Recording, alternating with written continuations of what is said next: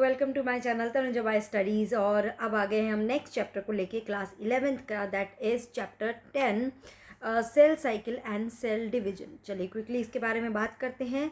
बहुत ही इंटरेस्टिंग और बहुत अच्छे से समझने वाला चैप्टर है, बहुत क्लियरली आपको समझ में आएगा। चलिए क्विकली बात करते हैं। Now are you aware that all organisms even the largest start their life from a single cell? पता है आपको, क्योंकि मेल एंड फीमेल गैमेट जब फ्यूज़ होते हैं तो वो क्या बनाते हैं, दे मेक दी जाइगोट। और ये जाइगोट ही क्या है, एक सिंगल सेल स्ट्रक्चर है। ये जाइगोट से ही फर्दर और पूरा ऑर्गेनिज्म बनता है, right? So you may wonder how a single cell then goes to form a such large organism. Growth and reproduction are characteristics of cell, indeed of all living organisms. All cells reproduce by dividing into two, with each parental cell giving rise to two daughter cell each time they divide. Okay, basically ये mitosis की बात कर रहे हैं, जहाँ पे एक parental cell से दो डॉटर सेल बनती है. These newly formed daughter cells can themselves grow. अब ये भी अपने आप को ग्रो करेंगी, and again they also participate in division and giving rise to a new cell population that is formed by the growth and division of single parental cell and its progeny.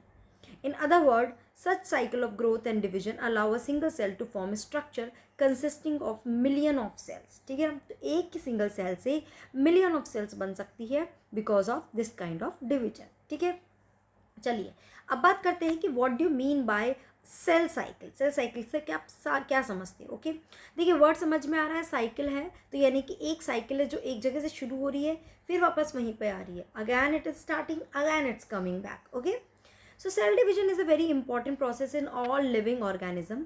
During the division of a cell, अब क्या क्या हो रहा है? DNA replicate हो रहा है, cell growth, ये दोनों ही चीज़ होती है during the cell division. All these process, that is cell division, DNA replication, cell growth, hence have to take place in a coordinated way to ensure correct division and formation of progeny cell containing intact genome. Okay, यानी कि cell division होना है, cell DNA replication होना है, cell का growth होना है, ये सब चीज़ एक प्रॉपर कोऑर्डिनेटेड वे में होनी चाहिए. The sequence of event by which a cell duplicates its genome, synthesizes the other constituent of the cell and eventually divide into two daughter cell is termed as cell cycle. Okay, समझ में आया? Sequence जो है पूरी, okay, सारे sequential events जो हैं उन सबको मिलाकर हम क्या बोलते हैं? सेल साइकिल बोलते हैं, जिसकी वजह से एक पेरेंट सेल दो डॉटर सेल में डिवाइड हो जाता है. Although cell growth in terms of cytoplasmic increase is a continuous process, DNA synthesis occurs only during one specific stage in cell cycle. Okay, DNA replication जो है वो सिर्फ एक पर्टिकुलर जगह पे होता है, पर्टिकुलर स्टेज में होता है. बाकी सेल ग्रोथ तो पूरी साइकिल में चलती ही रहती है, सेल अपना साइज इंक्रीज करता ही रहता है. The replicated chromosomes are then distributed to daughter nuclei by a complex series of events during cell division. These events are themselves under genetic control. ठीक है, बात करते हैं एक सेल साइकिल में क्या क्या फेजेस होती है. A typical eukaryotic cell cycle is illustrated by human cell in culture. These cells divide once in approximately 24 hours. ठीक है, यानी कि ह्यूमन सेल हर 24 घंटे के बाद डिवाइड करती है, मतलब उसको डिवाइड करने में 24 आवर्स लग जाता है. However, this duration of cell cycle can vary from organism to organism and also from cell type to cell type. Yeast, for example, can progress through the cell division in only about 90 minute. East जो है वो 90 minute का ही उसका cell cycle होता है. अगर आप bacteria की बात करें तो उसका सेल साइकिल सिर्फ 20 मिनट्स का ही होता है. हर 20 मिनट में वो अपने आप को डिवाइड कर रहा है. ठीक है, अब सेल साइकिल में दो बेसिक फेजेस होती है. पहला होता है इंटरफेज एंड सेकेंड होता है एम फेज, जिसमें पर्टिकुलरली हम बात कर रहे हैं माइटोसिस फेज की, बट इसमें हम मियोसिस भी पढ़ेंगे. तो अगर आप यहाँ से देखोगे तो ये देखिए, यहाँ से और कहाँ तक, till here, this is your interface. This is your interface. ठीक है, और ये वाली जो है यहाँ पे मेंशन ही कर रखा है एम फेज. ठीक है बेटा, बात करते हैं आगे. The M phase represent the phase when the actual cell division और mitosis occurs and the interphase represent the phase between two successive M phase. है ना, ध्यान रखना, इस पर क्वेश्चन फ्रेम होता है. इंटरफेज क्या है? It is between two successive M phase. Question frame. Okay, दो सक्सेसिव एम फेज के बीच के phase is called interphase. It is significant to note that in 24 hours average duration of cell cycle of a human cell division proper lasts for only about an hour. Cell division सिर्फ 1 घंटे का ही रहता है. The interphase last more than 95% of duration of cell cycle. यानी कि आप बोल सकते हैं 24 आवर्स में से 23 आवर्स के लिए सेल इंटरफेज में रहती है, जहाँ पे अपने आप को प्रिपेयर कर रही है डिवीजन करने के लिए. ठीक है ना, जो जो चीज़ों की ज़रूरत है वो सब अरेंज कर रही है.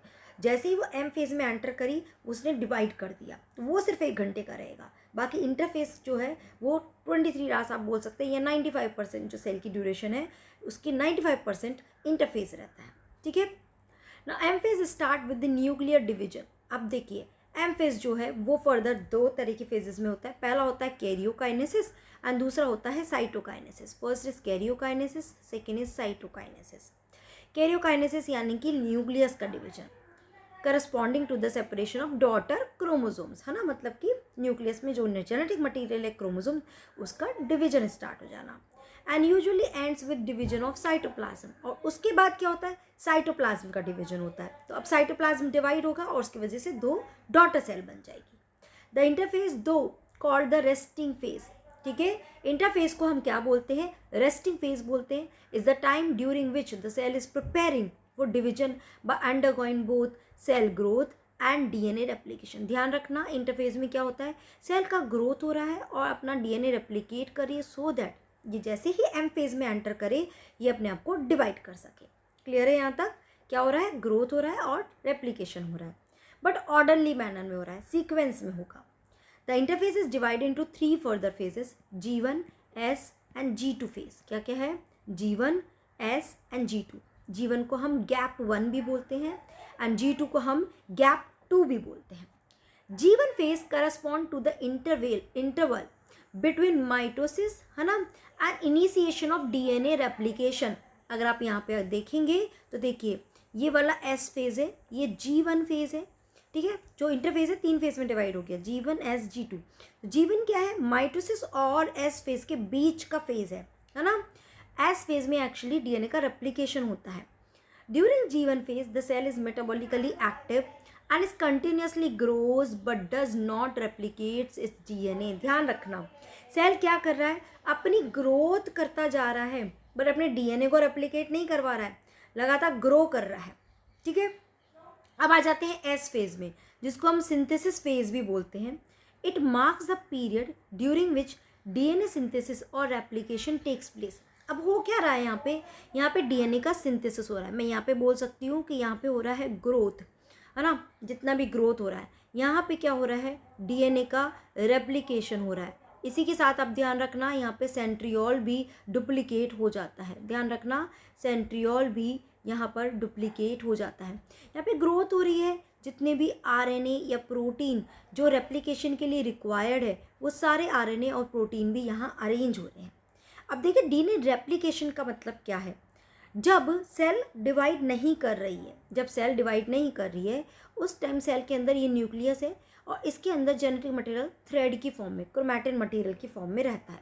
बट जैसे ही सेल डिवाइड करती है ये क्या हो जाता है, कंडेंस हो जाता है. ओके, और कंडेंस फॉर्म में ये क्रोमोजोम बनाता है. तो मैं यहाँ पे क्रोमोजोम दिखा रही हूँ, ये एक क्रोमोजोम है. जैसे ही इसका डीएनए डुप्लीकेट हुआ, इसने अपनी ही एक रेप्लिका जनरेट करी और अब ये हो गया लाइक दिस. ठीक है ना, इसने अपना क्या बना लिया, इसने अपना बना लिया सिस्टर क्रोमैटिड. क्या बनाया, सिस्टर क्रोमैटिड. ठीक है, अपना डुप्लीकेट. अब आप अगर इसमें काउंट करेंगे, देखिए जितना सेंट्रोमियर उतना क्रोमोजोम. यहाँ पे कितना क्रोमोजोम है, 1 क्रोमोजोम. यहाँ पे कितना क्रोमोजोम है, यहाँ पे भी 1 ही क्रोमोजोम है. ध्यान रखना, क्रोमोजोम नंबर सेम रहता है बट डीएनए अगर बात करें तो यहाँ पे जितना भी डीएनए है, मतलब सी है मान लो ये कंटेंट, तो यहाँ पे 2C हो जाएगा कंटेंट. जितना भी डीएनए वो डबल हो गया बट क्रोमोजोम डबल नहीं होता है. ध्यान रखना, इसे बहुत बार क्वेश्चन फ्रेम होता है. तो वो यहाँ पे आगे बोल रहा है, during this time amount of DNA per cell doubles. If the initial amount of DNA is denoted as 2C, then it increases to 4C. However, there is no increase in the chromosome number if the cell has diploid or 2n number of chromosome at G1 phase. Even after S phase, the number of chromosome remains the same, that is 2n, है ना. क्योंकि देखिए वो centromere एक ही है. अगर वो centromere अगर ये सेंट्रोमियर यहाँ से स्प्लिट होता है तब क्रोमोसोम नंबर डबल हो जाएगा। फिलहाल ये क्रोमोसोम एक ही कहलाएगा, ठीक है। अब एस फेज में आने के बाद अब ये किस में एंटर कर रहे हैं, ये कर रहे हैं G2 फेज में। In animal cell during the S phase DNA application begins in the nucleus and the centriole duplicates in the cytoplasm, ठीक है ना। अब ये मैंने आपको बताया भी, सेंट्रियोल भी डुप्लीकेट होता है। During the G2 phase protein are synthesise in preparation for mitosis while the cell growth continue. Cell growth तो हो ही रहा है, इसी के साथ प्रोटीन भी सिंथेसाइज हो रहे हैं जो आगे माइटोसिस में यूज आएंगे, RNA एंड प्रोटीन, ओके। अब क्या बोल रहा है वो, some cell in the adult animal do not appear to exhibit division like heart cell divide नहीं करती, एक बार डिवाइड करने के बाद वो दोबारा डिवाइड नहीं करती है। And many other cell divide only occasionally as needed to replace the cell that have been lost during और बिकॉज ऑफ द इंजरी और सेल डेथ। तो जब कभी भी सेल डेथ हुई, वहाँ की सेल रप्चर हुई, उस सेल को रिप्लेस करने के लिए न्यू सेल की रिक्वायर्ड है, तभी वो डिवीजन करेगी, हर टाइम डिवीजन नहीं करेगी। मतलब जब कभी भी नीडेड होगा तब डिवीजन करेगी। हार्ट सेल तो डिवाइड करती ही नहीं है।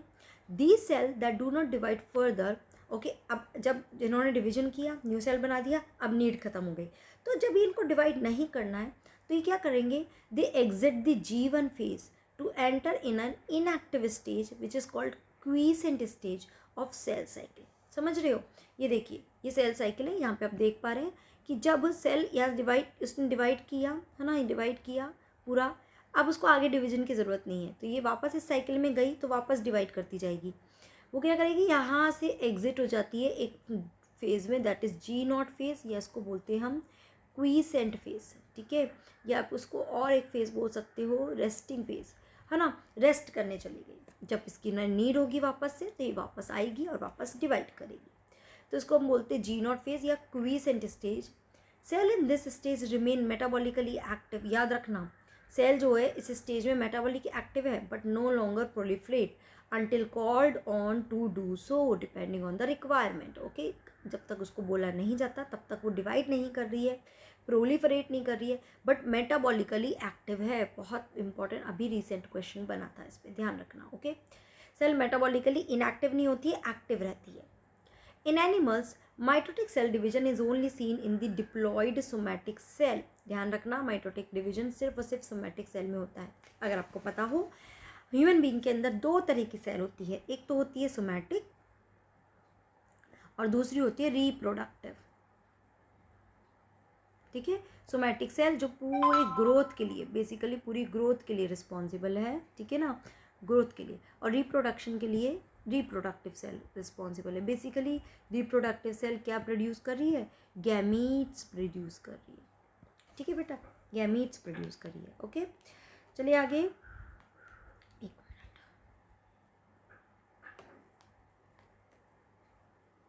Yes, okay. तो यहाँ तक क्लियर हुआ,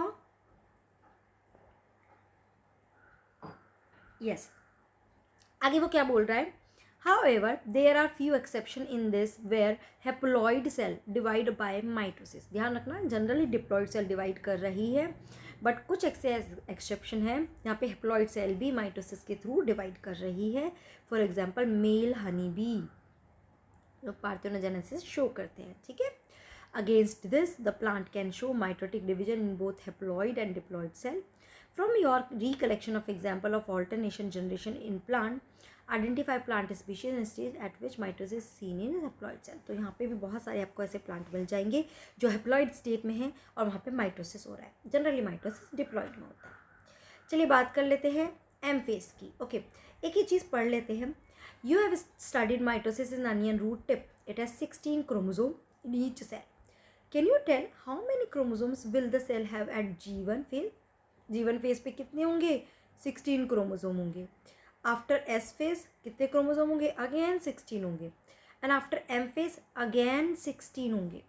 and also what will be the DNA content of cell at G1? DNA content cell अगर 16 है तो G2 S पे क्या होगा, 32 हो जाएगा। G2 पे भी 32 रहेगा। And if the content after M phase phase is 2C, अच्छा 2C वो बोल रहा है कि M फेज 2C है, तो क्या हो जाएगा, देखिए M फेज में 2C है, ओरिजिनल जो लेके चल रहा है, तो G1 पे 2C रहेगा, S1 में 4C हो जाएगा, G2 पे 4C हो जाएगा, फिर ये 4C 2 डॉटर सेल में डिवाइड हो जाएगा। समझ रहे हो इस चीज़ को? शुरू में पेरेंट लेके चला 2C, इसने बनाया 4C, है ना। अब इसने 2 डॉटर सेल में इसको बराबर बराबर डिवाइड कर दिया 2C। बट ये ओरिजिनल नंबर मेंटेन कर रखा है, जितना पेरेंट का है उतना ही डॉटर सेल का रहेगा। तो वो बोल रहा है कि एम फेज के बाद में जो डॉटर सेल बन रही है उसमें कितना है, 2C है। तो ऑब्वियसली G1 के बाद G1 में 16 या 2C रहेगा, एस फेज में 4C रहेगा, G2 में भी 4C रहेगा और वापस 2C आ जाएगा। समझ आ रही है बात? चले आगे। This is the most dramatic period of cell cycle, M phase की बात कर रहे हैं, involving a major reorganization of virtually all components of cell. Since the number of chromosome in the parent and the progeny cell is the same, it is also called the equational division, क्योंकि दोनों में chromosome same रहते हैं, जैसे कि अभी मैंने आपको यहाँ पे बताया एग्जाम्पल में। Though for convenience, mitosis have been divided into 4 stages of nuclear division, karyokinesis. It is very essential to understand that cell division is a progressive process and very clear-cut line cannot be drawn between various stages. Karyokinesis involve following 4 stages. है ना, तो ऐसे clear cut नहीं है कि ये phase आया फिर दूसरा फेज़ आया, ये कंटिन्यूटी में चलता रहता है। हमारे इजीनेस के लिए हमने इसको 4 फेज़ में डिवाइड किया है, prophase, metaphase, anaphase and telophase. पहला ले लेते हैं prophase, which is the first phase of karyokinesis of mitosis. देखिए याद रखना, माइटोसिस 2 स्टेज में कंप्लीट हो रहा है। पहला हो रहा है कैरियोकाइनेसिस, और इस कैरियोकाइनेसिस में आपकी ये 4 फेज आ रही हैं, ठीक है, और बी हो रहा है साइटोकाइनेसिस। तो अभी हम एक तरह से कैरियोकाइनेसिस पढ़ रहे हैं, जिसमें हम पहला पढ़ रहे हैं prophase. Okay, it is the first stage of karyokinesis of mitosis, follows the S and G2 phase of interphase. Interphase से मतलब निकल के आ चुकी है। In the S and G2 phase, the new DNA molecule form are not distinct but intertwined. Distinct नहीं है, मतलब कि क्या, थ्रेड की फॉर्म में ही है अभी सब कुछ। Prophase is mark by the initiation of condensation of chromosomal material. अब क्रोमोसोम मटीरियल जो है, जो क्रोमैटिन मटीरियल है, वो कंडेंस होना शुरू हो रहा है और कन्वर्ट किस में हो जाएगा, क्रोमोसोम बन जाएगा। The chromosomal material became untangled during the process of chromatin condensation. The centrosome which had undergone duplication during the S phase of interphase, है ना, तो सेंट्रोसोम जो S phase में डुप्लीकेट हो चुका है, 2 बन चुका है, now begins to move towards opposite pole of the cell. Cell के 2 opposite pole की तरफ मूव करने लगेंगे. The completion of prophase can thus be marked by the following characteristics event. अब क्या क्या होगा? पहला होगा chromosome material condense to form compact mitotic chromosomes. Chromosomes are seen to be composed of 2 chromatid attach together at the centromere, मतलब ये centromere है जिसपे 2 क्रोमैटिड इस तरह से अटैच मिलेंगी. Now centrosomes which had undergone duplication during interphase begins to move towards opposite pole of the cell. Each centrosome radiates out microtubule called aster, मतलब कि सेंट्रियोल है और ऐसे माइक्रोट्यूब्यूल इसके बाहर से ऐसे रेडिएशन से निकलते रहते हैं, जिनको हम बोलते हैं एस्टर. ध्यान रखना, the 2 aster together with simple fibre form the mitotic apparatus. तो ठीक है, ये एक माइटोटिक एपरेटस. तो आप देख सकते हैं, cell at the end of prophase when arrive viewed under the microscope do not show Golgi complex, endoplasmic reticulum, nucleolus, nuclear envelope. ये सब क्या हो जाएंगे, दे स्टार्ट डिसअपियरिंग और दे डिसअपियरिंग. ठीक है, तो देखिए अर्ली प्रोफेज में आप देख सकते हैं ये क्या है, this is the nuclear membrane. ठीक है, अंदर न्यूक्लियर मटेरियल है. लेट प्रोफेज में आप देखेंगे ये न्यूक्लियर मेम्ब्रेन भी डिसइंटीग्रेट हो रही है, रप्चर हो रही है और न्यूक्लियर मटेरियल कंडेंस होना शुरू हो गया. और अब आप देखते हैं जैसे ही ये मेटाफेज में एंटर करने वाली है, इसमें क्रोमोसोम्स बराबर दिख रहे हैं और न्यूक्लियर मेम्ब्रेन टोटली डिसअपियर हो चुका है. इसी के साथ गोल्जी, ER, ये सब डिसअपियर हो चुके हैं. ठीक है, अब आ जाते हैं second phase, that is the M phase. The complete disintegration of nuclear envelope marks the start of second phase of mitosis called the chromosomes are spread through the cytoplasm of the cell and this is called the M phase. क्या हो रहा है M phase के starting में ही, ये कैसे mark कर रहा है कि क्रोमोसोम्स है वो प्रॉपर कंडेंस हो चुके हैं और प्रॉपर न्यूक्लियर एनवेलप पूरा तरह से गायब हो चुका है. तो दिस इज द स्टार्टिंग और mark of the metaphase. By this stage, condensation of chromosome is completed and they can be observed clearly under the microscope. This is then is the stage at which morphology of chromosome is most easily studied. Okay, अगर आपसे पूछा जाए कि best study chromosome की कहाँ कौन सी phase में की जा सकती है, that is metaphase. At this stage, metaphase chromosomes is made up of two sister chromatid which are held together by the centromere. हम सबको पता है. ओके ना, इसमें ध्यान रखना, ये जो है ये तो हो गया सेंट्रोमियर, बट इसके ऊपर ही एक और स्ट्रक्चर होती है that is called disc like structure called kinetochore, जहाँ पे जाके एक्चुअली क्या बाइंड होता है, स्पिंडल फाइबर बाइंड होता है. ठीक है. A small disc shape structure at the surface of centromeres are called kinetochore. These structures serve as the site of attachment of spindle fiber formed by the spindle fiber to the chromosomes that are moved into position at the center of the cell. है ना, मतलब क्या, ये देखिए ये जो red वाले दिख रहे हैं, this is the spindle fibre, और ये जो रेडिएटेड दिख रही है, दीज आर एस्टर रेज. समझ आ रहा है. ठीक है. तो ये स्पिंडल फाइबर कहाँ लाके अटैच कर देगा, ये इसके इस डिस्क शेप पे आके लाके अटैच करेगा. Hence the metaphase is characterized by all the chromosomes coming to lie at the equator with one chromatid of each chromosomes connected by its kinetochore to spindle fiber from one pole and its sister chromatid connected by its kinetochore to spindle fiber from opposite pole. दोनों पोल से spindle fibre निकलेंगे और ये इस तरह से arrange हो रहा है हमारा. ठीक है. तो एक यहाँ पे अटैच हो जाएगा, एक यहाँ पे अटैच होगा. Did you get it? Okay. ठीक है. तो मतलब क्या कि दो पेन हुए, तो ये दोनों हुए, मान लो ये दोनों क्रॉस करें, तो एक स्पिंडल फाइबर तो ऊपर अटैच हुआ और एक स्पिंडल फाइबर नीचे अटैच हो गया. ठीक है ना, कहाँ पे, डिस्क शेप स्ट्रक्चर पे. समझ आया. और ये सारे ही एक अलाइन में इक्वेटर में सारे क्रोमोसोम्स अटैच अरेंज हो रहे हैं. देखिए यहाँ पे तो 4 क्रोमोसोम दिखा रहे हैं, बट देयर आर 46 क्रोमोसोम, सब अरेंज हो रहे हैं एक इक्वेटर लाइन पे. The plane of alignment of chromosome at the metaphase is referred as metaphase plate, और इसी को हम बोल देते हैं मेटाफेज प्लेट. एक जगह देखो अरेंज हो गए ना ये सब, इसी को हमने क्या बोल दिया, मेटाफेज प्लेट. ठीक है. क्या क्या की फीचर है, spindle fibre attach to kinetochore of chromosomes and chromosomes are moved to spindle equator and get aligned along the metaphase plate through spindle fiber or to both poles. है ना, arrange हो जाना और स्पिंडल फाइबर का इस पर attach होना. These are the two main event takes place in metaphase. अब आ जाते हैं anaphase. At the onset of anaphase, each chromosomes arranged at the metaphase plate is split simultaneously, and the two daughter chromatid, now referred as daughter chromosomes of the future daughter nuclei, begin their migration towards two opposite poles. मतलब क्या हुआ कि ये इसमें से split हुआ. कैसे split हुआ, बीच में से स्प्लिट हुए ये सारे, लाइक दिस, है ना, ऐसे बीच में से स्प्लिट हुआ. तो क्या हुआ, आधे इधर चले गए, यहाँ पे चले गए, आधे यहाँ पर आ गए, ऐसे यहाँ पे आधे चले गए, मतलब एक क्रोमैटिड उधर गया, एक क्रोमैटिड दूसरे ऑपोजिट पोल की तरफ चले गए. ठीक है बेटा. Now as each chromosome moves away from the equator plate, the centromere of each chromosomes remain directed towards the pole and hence at the leading edge with the arm of chromosomes tailing behind. Thus anaphase stage is characterized by the following key event. पहला, centromere split and chromatid separate. Second, chromatid moves to opposite pole. तो आप देख सकते हैं यहाँ पे, देखिए सब सेपरेट हो गए हैं एंड सब अपने अपने ऑपोजिट पोल की तरफ मूव कर रहे हैं. Got it. ये स्पिंडल जो फाइबर है ना, ये स्पिंडल जो फाइबर है जिसको मैंने ब्लू किया है, इनका लेंथ एक्चुअली छोटा होता जा रहा है, जिसकी वजह से क्या होती है, they are moving apart from each other. Suppose ये एक क्रोमैटिड है एंड ये दूसरा, ये दोनों आपस में है ना.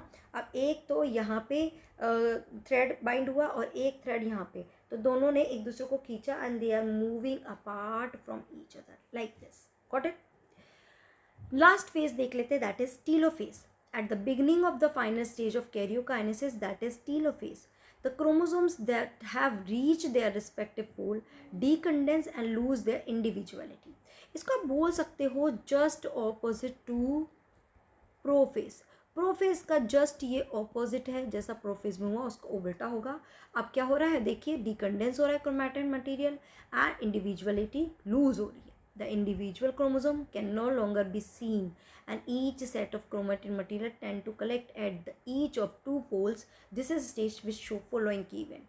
पहला एक event क्या, chromosomes cluster at opposite spindle pole and their identity is lost as discrete element, है ना, पूरा ऐसा क्लम्प बन गया, नेटवर्क बन गया, आइडेंटिटी लॉस्ट हो गई, दोनों पोल की तरफ करेक्ट हो गए.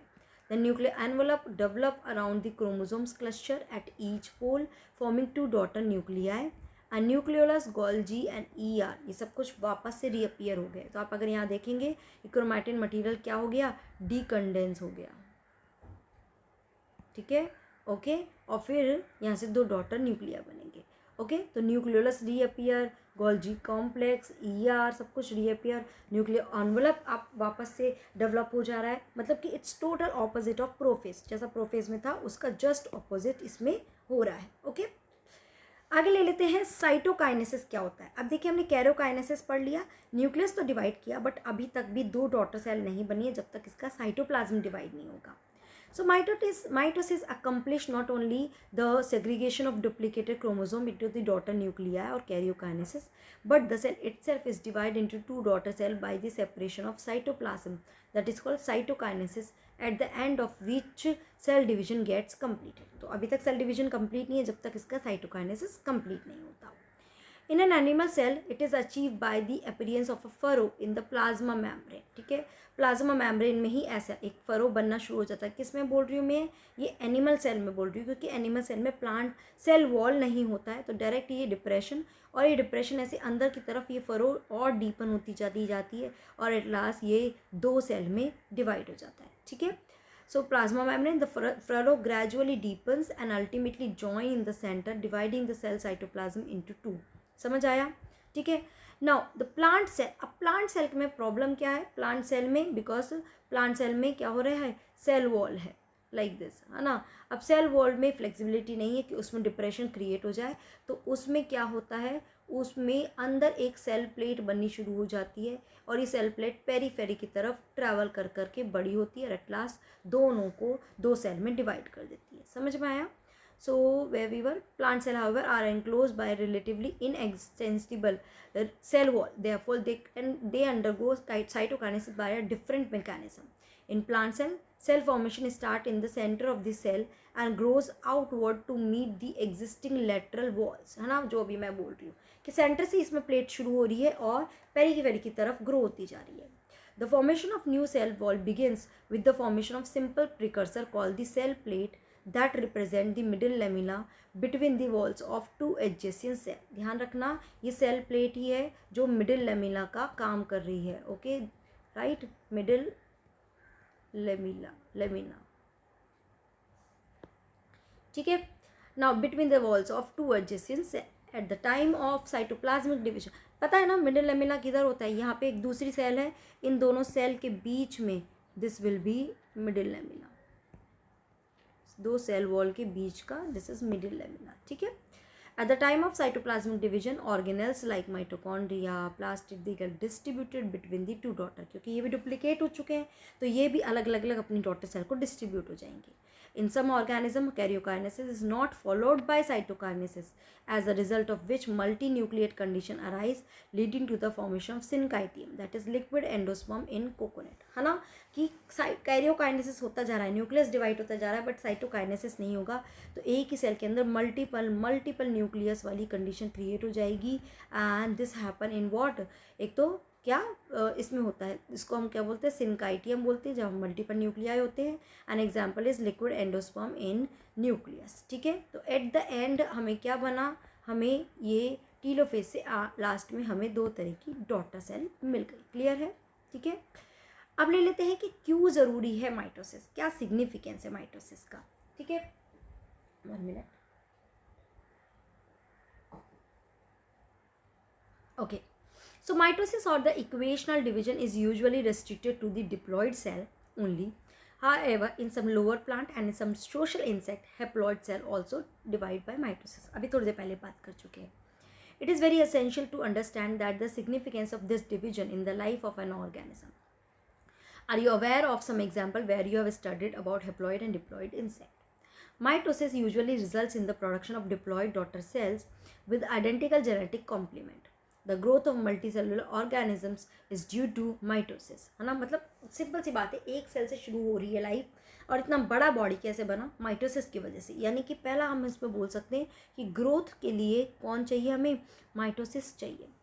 Now cell growth results in disturbing the ratio between the nucleus and cytoplasm। अब देखो ये एक सेल है, राइट, ये इसके अंदर का न्यूक्लियस, जब ये साइज में बड़ी होगी तो ये होगा न्यूक्लियस। तो यानी कि जो रेशो है न्यूक्लियस और साइटोप्लाज्म का यहाँ पर, है ना, वो रेशो इस बड़ी वाली सेल में टोटली डिस्टर्ब, क्योंकि साइटोप्लाज्म ज़्यादा हो गया और न्यूक्लियस तो कम ही है। तो क्या होगा, तो माइटोसिस किया जाता है इसको मेंटेन करने के लिए। तो maintain nucleocytoplasmic ratio, okay. A very significant contribution of mitosis in cell repair. और क्या कर रहा है, सेल रिपेयर। जहाँ पे भी न्यू सेल बनानी है, माइटोसिस के थ्रू सेल आएंगी, माइटोसिस के थ्रू डिवाइड करेगी और वहाँ का रिपेयर कर देगी। The cells of upper layer of epidermis, cell of lining of gut, blood cells are being constantly replace. तो नेक्स्ट क्या हो जाएगा, रिप्लेसमेंट। कहीं पे भी वियर टीयर सेल है या फिर ओल्ड सेल है तो उसको रिप्लेस करना है, माइटोसिस के थ्रू करेंगे। Mitotic division in the meristematic tissue, the apical and lateral cambium results in the continuous growth of plant throughout their life. Okay, तो ये क्या करता है, this is also responsible for the apical meristem, क्योंकि meristem लगातार divide करती रहती है थ्रू आउट दी लाइफ। तो वो डिवीजन किसकी वजह से होता है, माइटोसिस की वजह से होता है। तो ये कुछ माइटोसिस के सिग्निफिकेंस में बहुत ज़्यादा इंपॉर्टेंट है, क्वेश्चन ज़रूर से इसमें प्रिपेयर करना, ठीक है। समझ आया यहाँ तक, कोई डाउट आएगा तो मुझे कमेंट सेक्शन में बताना। नेक्स्ट क्लास में हम मियोसिस लेंगे और चैप्टर को कंप्लीट करेंगे, ठीक है बेटा। टिल देन क्या करना है, पढ़ाई करते रहना है, कोई डाउट आएगा तो मुझे ज़रूर से बताना है, ओके। चलो बाय बाय, टेक केयर।